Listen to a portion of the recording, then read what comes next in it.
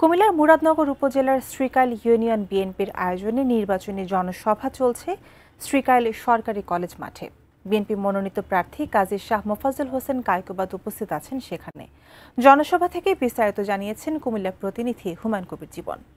কুমিল্লা সংসদীয় আসন ৩ কুমিল্লা মুরাদনগর উপজেলায় এই মুহূর্তে বিএনপির মনোনীত প্রার্থী যিনি এই এলাকার কৃতি সন্তান এখানে জনসভা আয়োজন করেছেন। আমরা দেখেছি শাহ মোফাজ্জল হোসেন কায়কোবাদের আহ্বানে এখানে জনসভা চলছে এবং এখানে কিন্তু আমরা দেখেছি যে কুমিল্লা বিভাগীয় নেতৃবৃন্দ সহ বিভিন্ন ইউনিয়ন এবং বিভিন্ন কেন্দ্রীয় নেতৃবৃন্দ এখানে উপস্থিত আছেন। বিশেষ করে আসলে এই নির্বাচনী জনসভায় তিনি আহ্বান জানিয়েছেন যারা আসলে এখানে নেতাকর্মী আছেন বিভিন্ন ইউনিয়ন থেকে এসেছেন তাদের প্রতি বলেছেন যেন সকলে ঐক্যবদ্ধভাবে আগামী দিনে যেন ধানের শীষ প্রতীককে বিজয় করে সেটাই তিনি দাবি জানিয়েছেন। এছাড়াও যে সকল বক্তারা আছেন তারা বলেছেন যদি নির্বাচন নিয়ে কোনো ষড়যন্ত্র হয় সেই ষড়যন্ত্র যেন আসলে সকলে মিলে যেন প্রতিহত করা হয় সেটাই তারা দাবি জানিয়েছেন। এবং আজকের এই জনসভার মধ্যে দিয়ে এই মুরাদনগরের সকল রাস্তাঘাট থেকে উন্নয়নের প্রতি তিনি আহ্বান জানাচ্ছেন এবং বিএনপির মনোনীত প্রার্থী শাহ মোফাজ্জল হোসেন কায়কোবাদকে যেন বিজয় করে সেটাই